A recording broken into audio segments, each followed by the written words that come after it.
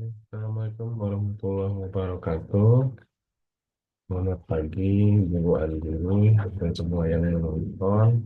Izin ingin mempresentasikan reflective writing dan review paper. Nama Ahmad Nurdiansyah, NIM 221224124, untuk memenuhi UTS pengembangan wilayah dan perkotaan. Mulai. Yang pertama, reflective writing dari kelompok satu dengan membahas topik satu tentang pengembangan prasarana wilayah, di mana sejarah perkembangan prasarana infrastruktur di Indonesia dimulai pada periode prakemerdekaan, di mana pembangunan infrastruktur pada masa kolonial ini seringkali mengabaikan kebutuhan masyarakat lokal dan menimbulkan kesenjangan sosial. Di era Orde Lama, pembangunan infrastruktur terkendala oleh keterbatasan sumber daya, instabilitas politik, dan fokus pada pembangunan nasionalisme. Di Orde Baru, menjadi pencapaian penting dalam pembangunan infrastruktur, dengan salah satu pencapaiannya yaitu pembangunan jalan tol pertama di Indonesia. Nah, kemudian setelah itu masuk ke periode reformasi sampai sekarang yang ditandai dengan desentralisasi dan otonomi daerah. Kemudian arah kebijakan terkait perkembangan prasarana wilayah dan kota secara garis besar disusun berdasar pada empat kebijakan utama. Yang pertama kebijakan nasional, kemudian kedua kebijakan infrastruktur perkotaan, kebijakan infrastruktur wilayah, dan kebijakan lingkungan dan keberlanjutan. Kemudian yang bisa ditangkap dari kelompok satu itu isu-isu nasional dalam pengembangan wilayah dan perkotaan. Yang paling utama adalah isu pembebasan lahan, sering terjadi di proyek tol, kemudian keterbatasan dana dan pembiayaan infrastruktur seperti kegiatan pendanaan infrastruktur pada proyek kereta cepat Jakarta-Bandung. Salah satu strategi pemerataan pembangunan adalah menjamin ketersediaan infrastruktur sesuai kebutuhan wilayah. Pembangunan infrastruktur konektivitas antar wilayah Indonesia saat ini menunjukkan kinerja yang cukup baik, seperti pembangunan jalan, bandara, pelabuhan, dan jaringan kereta api. Kemudian dari kelompok 2 itu juga membahas tentang prasarana wilayah dan kota, di mana penulis memahami bahwa pengembangan prasarana wilayah kota merupakan salah satu aspek kunci dalam mendukung pertumbuhan ekonomi, peningkatan kualitas hidup masyarakat, serta keberlanjutan lingkungan. Salah satu faktor utama dalam pengembangan prasarana adalah perencanaan yang matang dan berkelanjutan.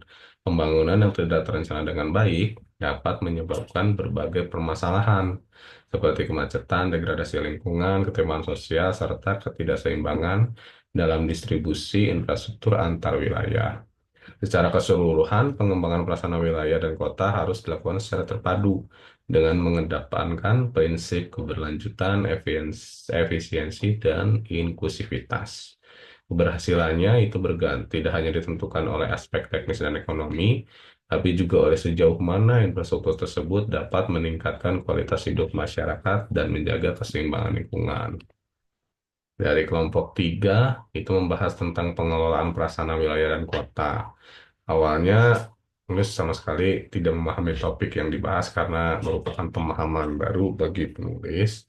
Kemudian namun setelah mendengarkan pemaparan, penulis memahami bahwa pengembangan prasarana wilayah dan kota merupakan faktor kunci dalam mendukung pertumbuhan ekonomi, meningkatkan kualitas hidup, serta memperkuat konektivitas dan daya saing suatu wilayah. Terkait isu-isu pengembangan wilayah dan perkotaan yang paling utama, itu isu mengenai pembangunan infrastruktur yang disinergikan dengan pembangunan jalur hijau di Kota Tanjung Pinang dan isu strategis perencanaan infrastruktur transportasi berkelanjutan dan berwawasan lingkungan di kawasan IKN. Karena infrastruktur sesuai dengan kebutuhan pembangunan terbaik Indonesia saat ini agar dapat membuktikan kinerja yang baik, seperti penyediaan akses masyarakat terhadap berbagai aspek, yaitu transportasi, energi, telekomunikasi, air bersih, sanitasi, dan ruang terbuka hijau, yang semuanya harus direncanakan secara terintegrasi dan berkelanjutan. Kemudian dari hasil pemaparan kelompok 4, itu juga membahas tentang pengelolaan prasarana wilayah dan kota. Kelompok 4 mengatakan bahwa pembangunan infrastruktur adalah kerja besar yang tidak bisa dilakukan oleh satu pihak saja. Dengan pembagian kewenangan yang jelas serta komitmen koordinasi antar pemerintah pusat, provinsi, dan kabupaten kota, Indonesia memiliki peluang besar untuk membangun infrastruktur yang merata, berkelanjutan, dan berdampak langsung pada peningkatan kualitas hidup masyarakat. Sebagai bagian dari visi Indonesia Emas 2045, pemerintah mendorong transformasi infrastruktur nasional dengan berfokus kepada yang pertama peningkatan konektivitas wilayah, yang kedua penguatan infrastruktur pendukung kawasan industri dan ekonomi, yang ketiga pembangunan infrastruktur hijau dan berketahanan iklim, dan yang keempat digitalisasi infrastruktur melalui teknologi informasi. Kemudian reflective writing dari kelompok satu presentasi kedua membahas tentang sistem drainase wilayah dan kota dengan studi kasus, evaluasi dan rencana pengembangan sistem drainase di Kota Tegal. Di mana dari situ didapatkan kesimpulan bahwa genangan air yang sering terjadi di Kecamatan Tegal Barat itu disebabkan beberapa faktor, termasuk pendangkalan saluran drainase yang terjadi karena sedimen yang menumpuk saluran lumba-lumba dan nanas. Selain itu, masalah sampah juga berperan dalam genangan air, khususnya di saluran Cinde. Kapasitas saluran drainase yang terlalu kecil juga menjadi penyebab genangan air, terutama di saluran Rambutan dan Bawal. Hingga solusinya itu sudah diupayakan normalisasi di sejumlah lokasi seperti Jalan Nanas, Jalan Cinde, dan Jalan Lumba-Lumba. Selain itu juga rencana pengembangan saluran drainase akan diimplementasikan di lokasi-lokasi di mana kapasitas saluran terlalu kecil. Semua tindakan ini diharapkan dapat mengatasi masalah genangan air yang sering terjadi di Kecamatan Tegal Barat. Untuk reflective writing dari kelompok 2 presentasi kedua di topik ketiga yang juga sama masih tentang sistem drainase wilayah dan kota, menjelaskan bahwa sistem drainase merupakan salah satu komponen penting dalam perencanaan dan pengelolaan infrastruktur perkotaan yang berfungsi untuk mengendalikan limpasan air hujan, mencegah genangan, serta menjaga kualitas lingkungan. Studi kasusnya dilakukan di Jalan Pemuda, Kota Bogor, dan Purwokerto, di mana dapat disimpulkan bahwa dari kedua lokasi tersebut, yang pertama kapasitas saluran drainasenya tidak memadai, dua itu pentingnya perencanaan drainase yang berkelanjutan, kemudian solusinya itu direkomendasikan untuk perbaikan sistem drainase dan melakukan evaluasi dan juga penggunaan teknologi.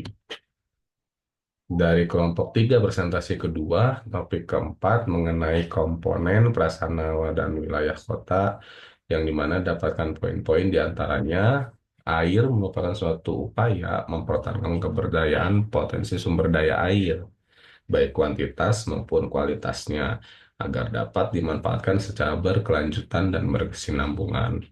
Kemudian sumber air bersih dapat berasal dari laut, hujan, dan air permukaan. Konservasi air adalah upaya untuk melestarikan dan mengelola sumber daya air dengan bijak sehingga dapat memenuhi kebutuhan air bagi manusia, hewan, dan tanaman serta menjaga kualitas lingkungan. Erosi dan sedimentasi merupakan proses terlepasnya butiran tanah dari induknya di suatu tempat dan terangkutnya material tersebut oleh gerakan angin atau air. Kemudian diikuti dengan pengendapan material yang terangkut di tempat yang lain. Kemudian kekeringan adalah suatu keadaan tanpa hujan berkelanjutan atau masa kering di bawah normal yang cukup lama sehingga mengakibatkan keseimbangan hidrologi terganggu secara serius.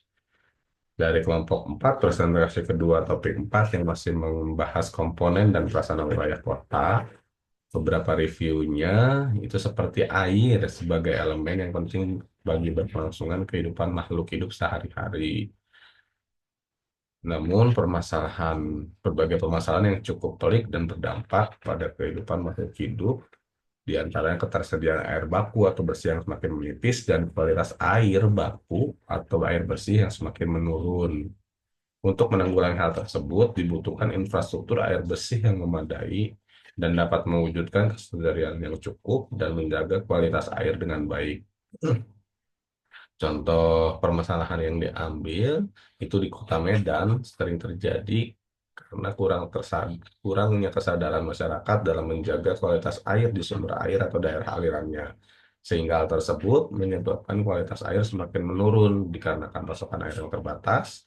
Kem- Namun masyarakat tidak mempunyai pilihan lain selain menggunakan air yang telah tercemar tersebut. Sehingga solusinya itu dibutuhkan pengelolaan secara masif untuk menanggulangi permasalahan tersebut dan dibutuhkan kolaborasi baik dari pihak pemerintah maupun masyarakat untuk saling bekerja sama. Di luar negeri, pada studi kasus di Singapura, permasalahan keterbatasan lahan dan pasokan air menyebabkan Singapura harus bergantung pada negara tetangga dalam penyediaan air tawar.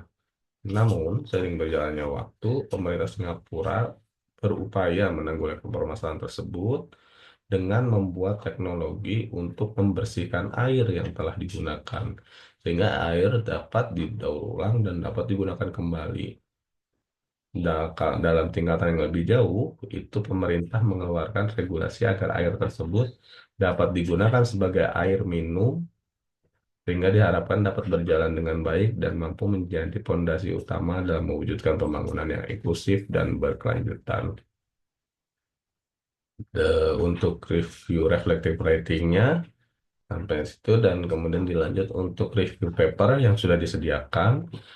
Saya mengambil paper dengan judul Kajian Jaringan Drainase Kampus UNES menuju Sistem Drainase Berwawasan Lingkungan, ditulis oleh Bambang Sugiarto, Suripin, dan Suharyanto dengan sumber Jurnal Teknik Sipil dan Perencanaan volume 19 halaman 2017 halaman 136 sampai 140.